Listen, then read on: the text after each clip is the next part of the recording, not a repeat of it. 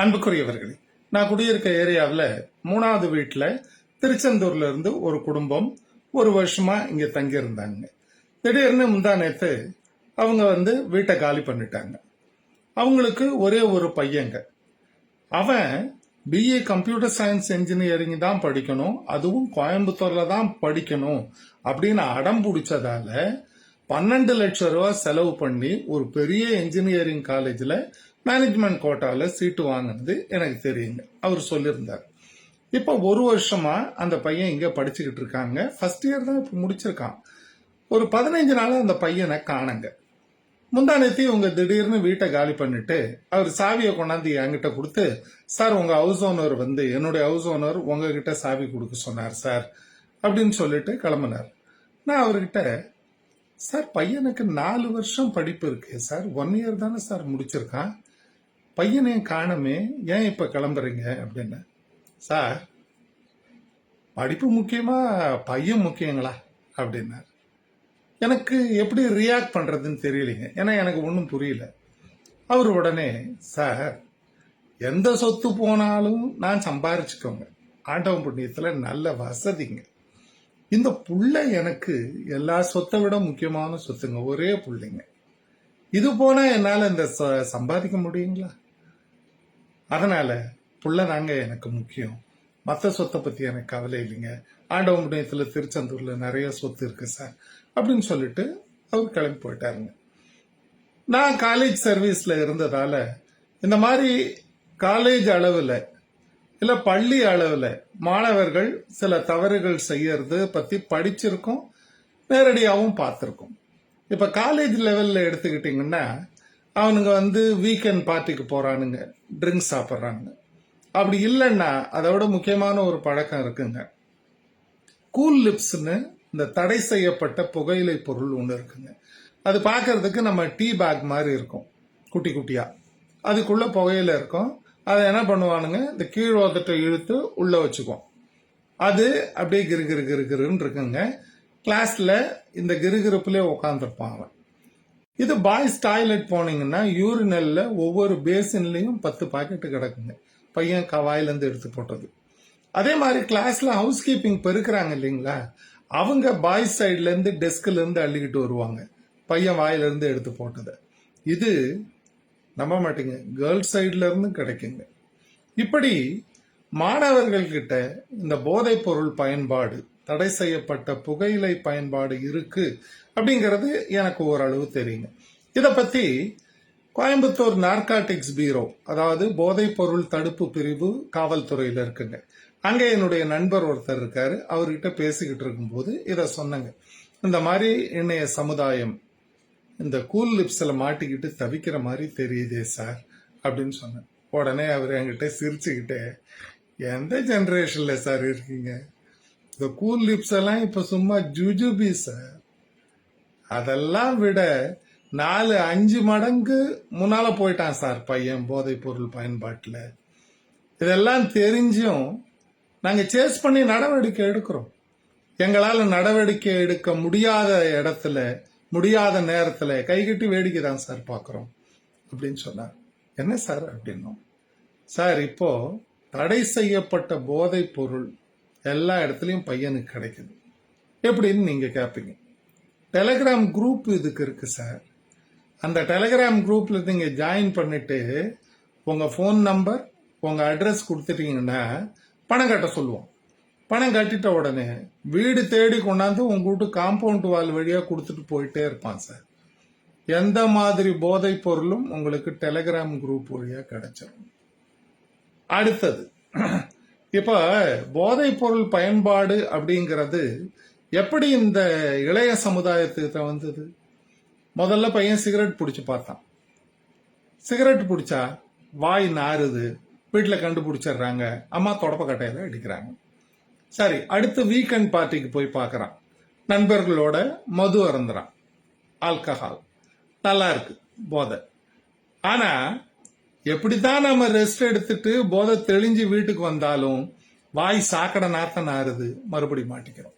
அதனால இப்போ ஒரு கான்ஸ்டன்ட் மன அழுத்தத்தில் இருக்க இளைய தலைமுறை, மன அழுத்தம் சமுதாயத்தில் அவன் சந்திக்கின்ற சேலஞ்சஸ். ரெண்டாவது, காலேஜில் பாடம் புரியல, மன அழுத்தம். பேராசிரியர்கள் கொடுக்கின்ற மன அழுத்தம், பாஸ் பண்ணணும், படிக்கணும் அப்படின்னு. இந்த மன அழுத்தத்துக்கெல்லாம் அவனுக்கு ஏதோ ஒரு வகையில ஒரு வடிகால் வேணும். புது போதையை தேடி போறான். அப்ப அவன் தேடி போறது தான் கஞ்சா. இது நூற்றுக்கணக்கான வருஷமா இந்தியாவில் இருக்குங்க.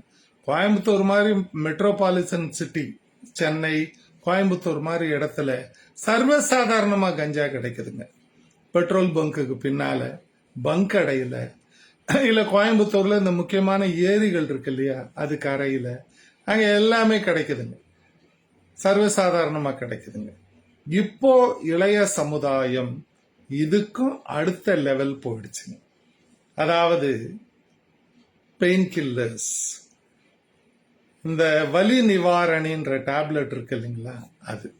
இப்ப கேரளா மாதிரி ஸ்டேட் எடுத்துக்கிட்டீங்கன்னா பிரிஸ்கிரிப்ஷன் இல்லாம உங்களால ஒரு பாராசெட்டமால் கூட வாங்க முடியாது, கொடுக்கவே மாட்டாங்க. ஆனா தமிழ்நாட்டில் எந்த மாத்திரையும் மருந்து கடைகள்ல உங்களுக்கு எதுவுமே சொல்லாமலே வாங்கிட்டாங்க. பிரிஸ்கிரிப்ஷன்லாம் அப்படி கேட்க மாட்டாங்க. ஆனா சில நேரத்தில் பெயின் கில்லர் கொடுக்க மாட்டாங்க. அந்த பெயின் கில்லர்ஸ் இப்போ மிகப்பெரிய போதை பொருள். 50 ரூபா மதிப்புள்ள பெயின் கில்லர் 500 ரூபாய் வரைக்கும் பையனுக்கு விற்கிறாங்க. இதை விற்கிறவனுங்க வட இந்திய ஆளுங்க. இவன் கொண்டாந்து கொடுத்துட்டு போயிடுறான். இத பையன் என்ன பண்றாங்க, வாங்கி அவனுக்கு எந்த அளவு போதை தேவையோ 2 இல்ல 3 மாத்திரைய அரைக்கிறான், பவுடர் ஆக்குறான். ஆக்கி நார்மல் சலைன்னு ஒண்ணு இருக்குதுங்க, குளுக்கோஸ் வாட்டர், அதுல கலந்துடுறான். கலந்த உடனே அது இன்ஜெக்ஷன் மூலமா உள்ள அனுப்புற மருந்து மாதிரி ஆயிடுங்க. அதை டிஸ்போசபிள் சிரிஞ்சு வழியா குத்திக்கிறான். குத்தன உடனே அது உள்ள போயிடுதுங்க. 10 மணி நேரம் எந்த நாத்தமும் கிடையாது, கண்ணு செருகாது, எதுவும் இருக்காது. ஆனா தரையிலே நிக்க மாட்டான், மேல மிதப்பான். 10 மணி நேரம் வீட்டுல யாராலையும் கண்டுபிடிக்கவே முடியாதுங்க.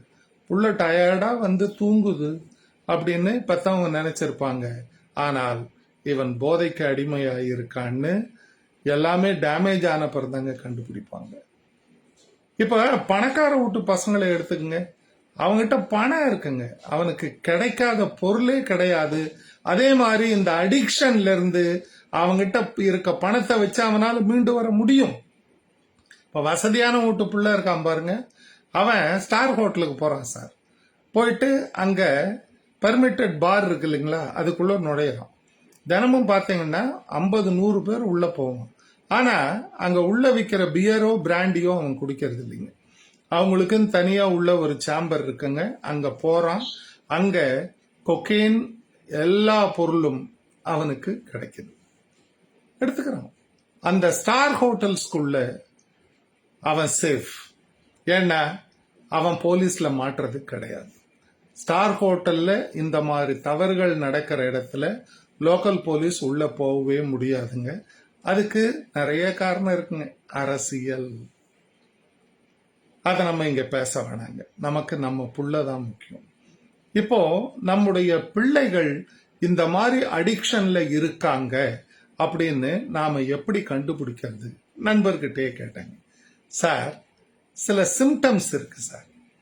முதல் சிம்டம், பிள்ளைங்க தனிமையில உட்காந்துருப்பாங்க, லைட்டு கூட போடாம உட்காந்துருப்பாங்க. இதை வாட்ச் பண்ணுங்க. ரெண்டாவது, யாரு கூடயும் கலகலப்பா பேச மாட்டாங்க, சிரிக்க மாட்டாங்க, பழக மாட்டாங்க, எப்பயுமே தனிமையில இருப்பாங்க. அந்த மாதிரி சூழ்நிலை, இந்த மாதிரி சிம்டம்ஸ் தெரிந்தால் பெற்றோர் தயவு செய்து அந்த பிள்ளைகளோடு நெருங்கி பழகுங்கள். சார், இப்ப மெயின் பிரச்சனை, இளைய சமுதாயம் தவறான பாதையில போகுது அப்படின்னா முக்கிய காரணம் என்ன? பெற்றோர்கள் தான் sir. They are not available to them. அவங்க மொபைல்லையும், அவங்க டேப்லையும், அவங்க லேப்டாப்லயும் மூழ்கி கிடக்கிறாங்க. பிள்ளைகளுக்கு வடிகாலே இல்ல. அவங்க பிரச்சனைய அவங்க யார்கிட்ட சொல்லி சொல்யூஷன் தேடுவாங்க சொல்லுங்க. இப்ப நாம என்ன செய்யறோங்க, பெற்றோர் பிள்ளைங்க ஏதாவது ஒரு பிரச்சனையை நம்ம கிட்ட சொல்றோம்னா காட்டு கூச்சல் கத்துறோம் புரிஞ்சுக்காம. அப்படி இல்லையா, கேட்கறதே இல்லைங்க. நம்ம பாட்டுக்கு நம்ம வேலையை பார்த்துக்கிட்டு இருக்கோம். அப்போ பையன் என்ன செய்யறான்? தன்னுடைய மன அழுத்தம், டிப்ரெஷனுக்கு அவன் வடிகால் போதையின் பாதையில் தான் தேடுறான். ஆகவே அன்புக்குரிய பெற்றோர்களே, எந்த சொத்து போனாலும் சம்பாரிச்சுக்கலாம் ஐயா. நம் பிள்ளைகள் அப்படிங்கிறது இறைவன் கொடுத்த சொத்து. அந்த சொத்தை இழந்துட்டோம்னா நம்மளால அதை சம்பாதிக்கவே முடியாது ஐயா. அதனால அந்த இழக்கக்கூடாத சொத்தை காப்பாற்றி வைக்க வேண்டியது ஒவ்வொரு பெற்றோரின் கடமை. அதனாலதான் சொல்றோம், பெற்றோர்கள் பிள்ளைகளோடு இருங்கள், அவர்களுக்கு நல்வழி காட்டுங்கள். நீங்க நல்ல வழியெல்லாம் காட்ட வேணாம் சார். அவங்க சொல்றத காது கொடுத்து கேளுங்க. அவங்க பிரச்சனை என்னன்னு புரிஞ்சுக்குங்க. அந்த பிரச்சனைக்கு சொல்யூஷன் கொடுங்க. இதை செஞ்சீங்கன்னாலே போதும் சார். நம்ம பிள்ளைகளை நம்ம காப்பாத்திடலாம் சார். அதாவது சமுதாயத்தில் எல்லா தவறுகளும் நடக்கின்றன. அதுக்கு நம்ம பிள்ளை போகாம பார்த்துக்க வேண்டியது நம்ம கடமை தானே, இல்லைங்களா? அதனால பெற்றோர்களே, அன்புக்குரியவர்களே, உங்கள் பாதத்தை தொட்டு கேட்கிறேங்க. இளைய சமுதாயம் இந்தியாவில் தடம் மாறி போகக்கூடாதுங்க. கடைசியா ஒரு சின்ன புள்ளி விவரங்க. இப்போ இந்த போதை பயன்பாடு இருக்கு இல்லைங்களா, இதுல இருக்க 30% பேர் 20 வயசுக்கு கீழே இருக்கவங்க சார். நிலைமையோட தீவிரத்தை புரிஞ்சுக்குங்க.